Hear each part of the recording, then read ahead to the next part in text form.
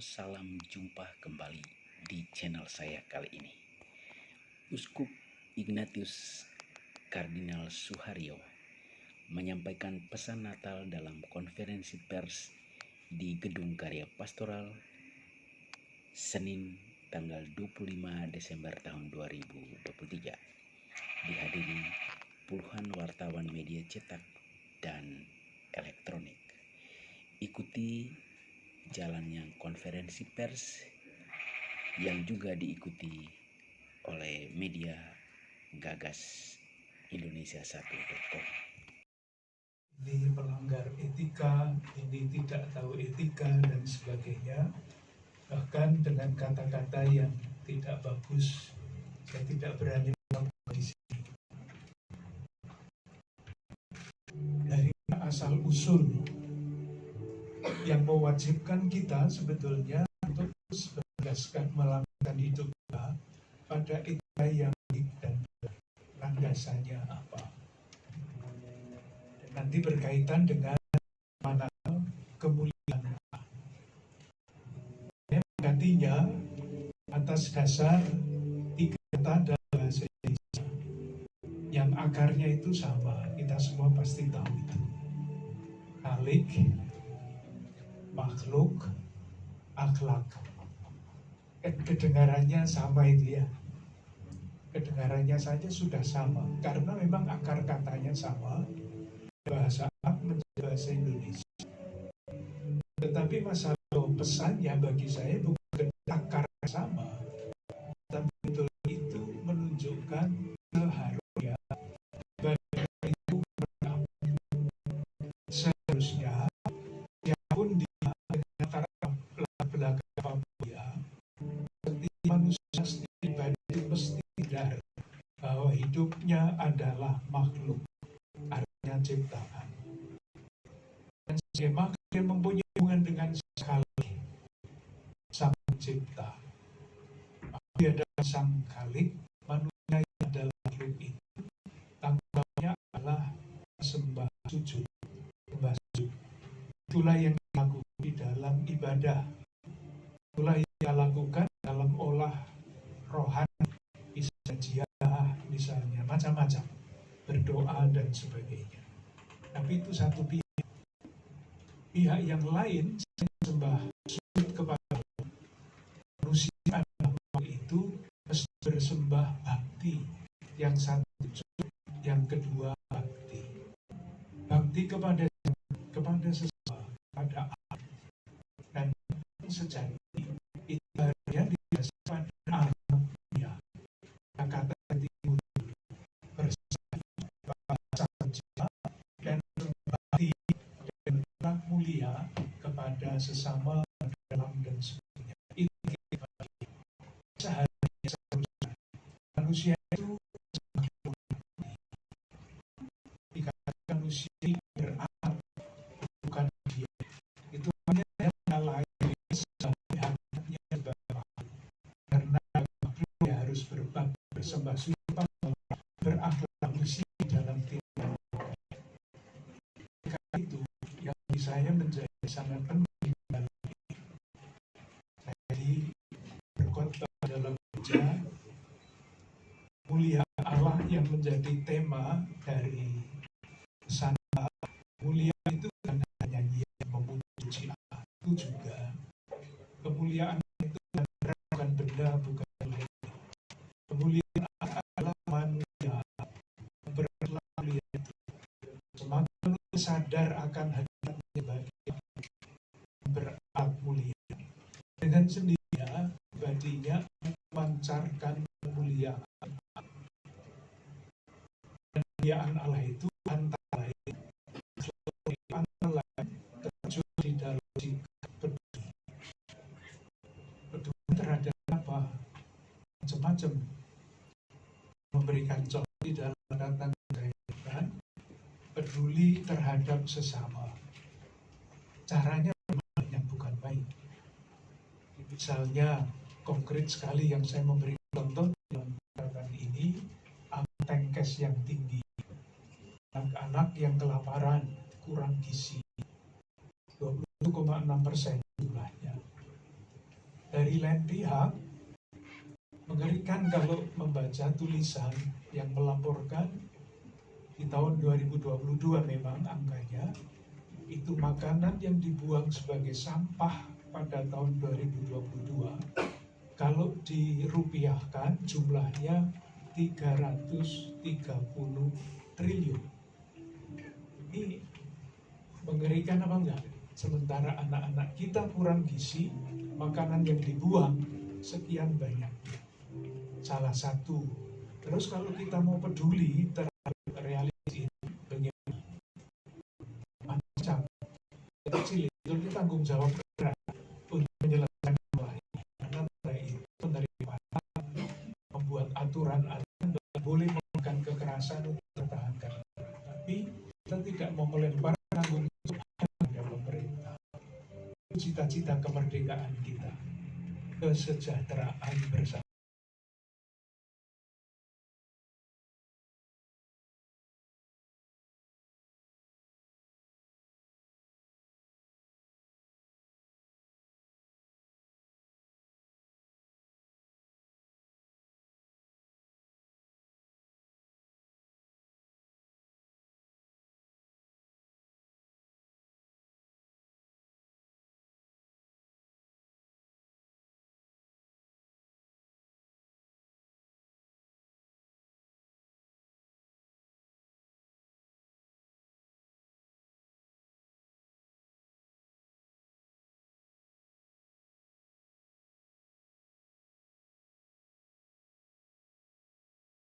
Pernah menyisakan saya sederhana, semua orang bisa mana lebih dari saya.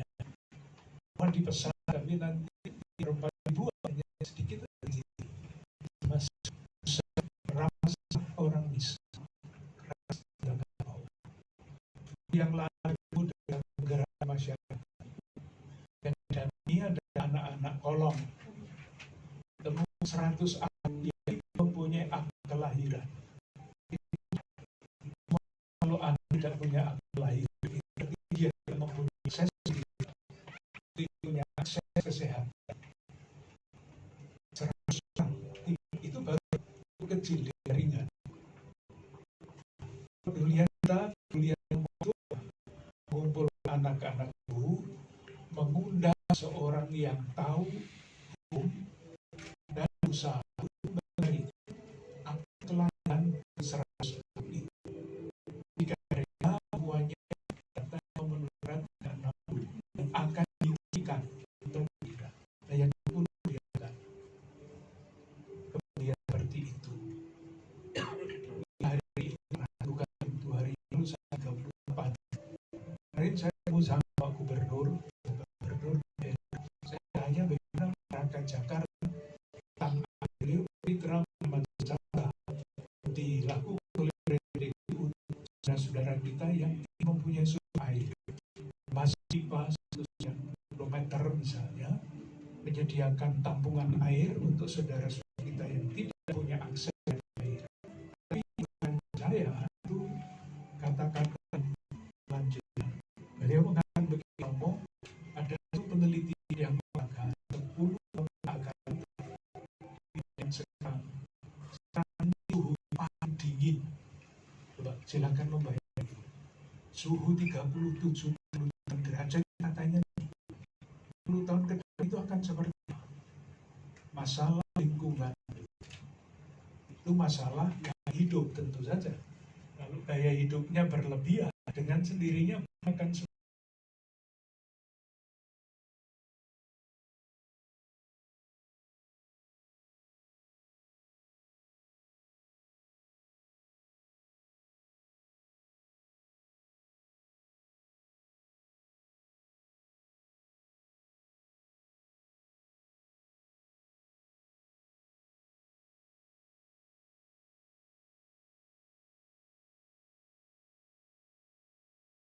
pribadi yang berakhlak mulia itulah yang memberikan kemuliaan alam. Tampak di dalam semangat kepedulian. Dalam catatan saya ini, tadi saya juga ceritakan di gereja, Kita ini dianugerahi Tuhan, Bapa yang sangat mulia, tak peduli yang kalau dirusak oleh zaman sekarang, tak peduli. Dari disimpulkan penelitian internasional yang setiap tahun meneliti pokok yang namanya World Giving Index, indeks kerelaan memberi dunia. Yang diteliti biasanya lebih dari 140 negara. Dan dalam penelitian itu bukan penelitian pesanan. Tahun 2023, Indonesia ditempatkan di nomor 1 di dalam kerelaan berbagi. Dahsyat itu. Meskipun cerita lain yang banyak kita baca ya korupsi. KPK menangkap ini, menangkap itu. Tetapi ini watak dasar yang belum dirusak, itu adalah kepedulian. Dan bukan hanya 2023, sejak tahun 2018, 6 tahun berturut-turut lembaga ini menempatkan Indonesia di tempat nomor 1 dalam hal kepedulian, kerelaan berbagi. Dahsyat, bangga. Tetapi dari lain pihak, nyatanya seperti tadi saya ceritakan. Kepedulian terhadap sesama, kepedulian terhadap lingkungan, dan tentu saja dalam konteks yang sangat aktual pada bulan ini, bulan depan, adalah kepedulian di dalam bertanggung jawab sebagai warga negara berkaitan dengan pemilihan umum. Mungkin orang tidak merasa ideal,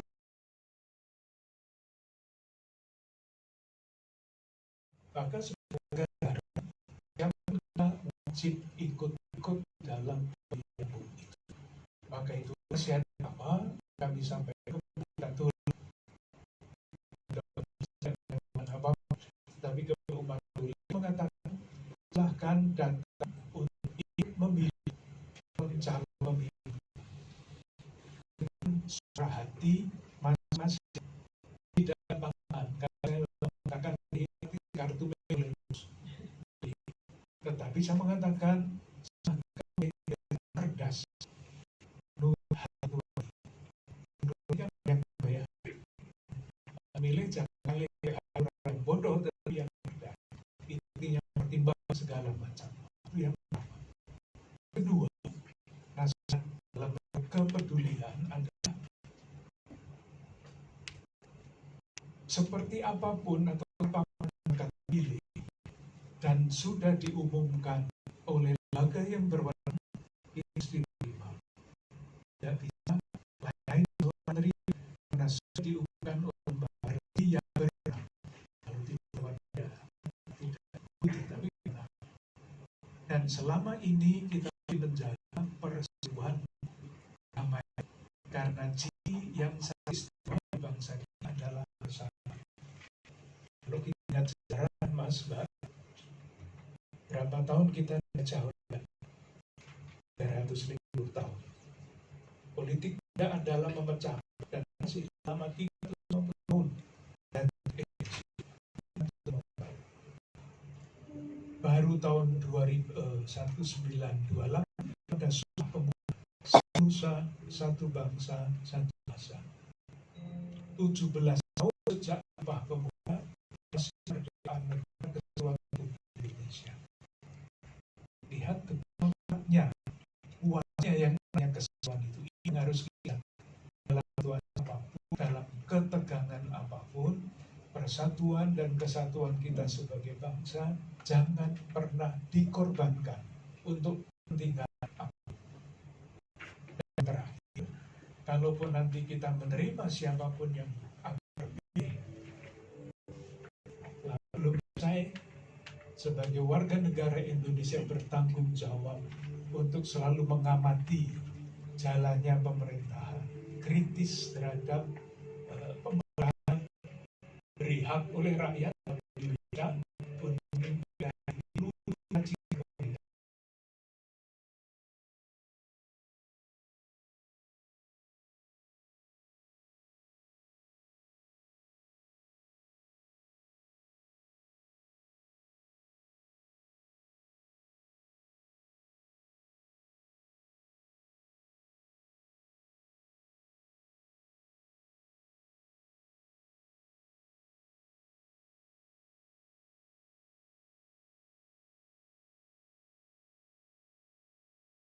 terkemuka di negeri kita ini, yang mempelesetkan kata trias politika itu menjadi trias koruptika. Mengerikan sekali, lelucon, tetapi lelucon yang menusuk hati. Itulah realitas kita. Maka pemerintah atau siapapun yang terpilih, warga negara wajib ikut mengawasi pemerintah itu supaya sejalan dengan cita-cita negara kita. Itu Bapak-bapak, Ibu-ibu, Mas, Mbak, yang saya pikirkan ketika saya merenungkan tema dari Natal, pesan Natal bersama PGI dan KWI. Tidak sama persis dengan yang ditulis oleh penanda tangan pesan itu, tapi saya merasa perlu untuk mengembangkan di dalam konteks ini.